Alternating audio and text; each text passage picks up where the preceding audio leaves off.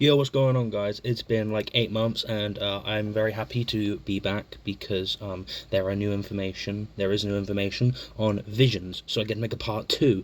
What's this new information I'm talking about? Well, if you saw the Fontaine live stream yesterday, you might have a little bit of an inkling as to what this video is going to be about. It's going to be about the two different types of visions in Fontaine, the Pneuma and the Uja visions. So, yeah, just get right into it.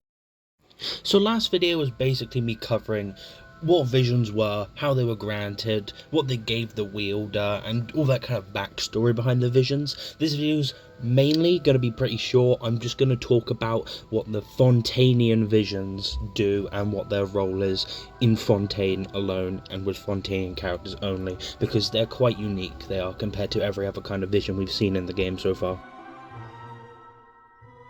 So we've been through this once before: the Mondstadt, the Liyue, the Inazuma, and the Sumeru visions. This is what they look like, we all know this already, but then we get to Fontaine, and we see these two different types of visions.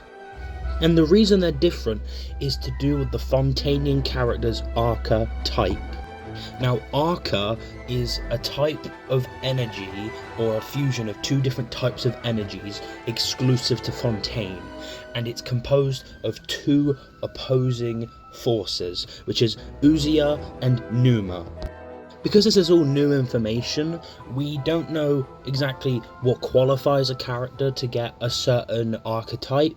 All we know is that there are two, and that we can just assume that it's random whichever one the Fontainian possesses. Now, both visions reflect what archetype the character has. So here's the Uja aligned vision, and here's the Pneuma aligned vision.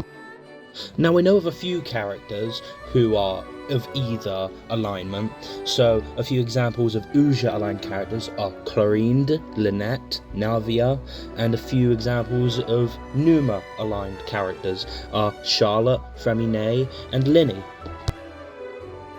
Now you might be wondering, okay, so why? What's the point in having all of this? What is the reason? What's the purpose? Now, if you paid attention in the live stream, or if you just didn't watch it and want to watch this instead, thank you very much, it's to do with exploration and puzzle solving. It's a very, in my opinion, intuitive way of building upon what we've done already in Sumeru and all the other nations so far. So, aside from, in-game reasons and uses for this system, what does it have in-universe and in the lore? This is a Genshin lore channel after all. What is the purpose of Arca in the story, in the backstory, in the history of Fontaine? Well, I'd be happy to tell you. As we don't have all the information, Fontaine isn't out yet, we don't have everything, I'm gonna piece together everything I believe I know, and I believe links together.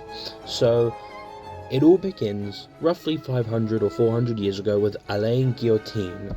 Guillotine is a figure in Fontainian history who's still regarded in the current day as a historical genius, and he's still very well respected among the Fontainian population. So he's a pretty big deal.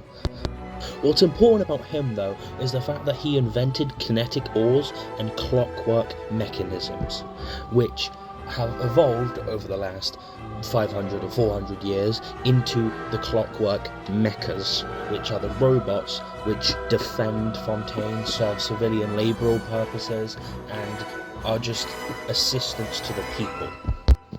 The clockwork mechas, lighting in Fontaine, basically everything that requires energy is reliant on Pneuma Uja annihilation reactions, is what they're called, and the combination of these two forces creates massive amount of energy in universe, and can also be used in combat as well. And it creates everything they need, all the power they need to light their cities and everything. This energy to the people of Fontaine is referred to as indemnitium. It is.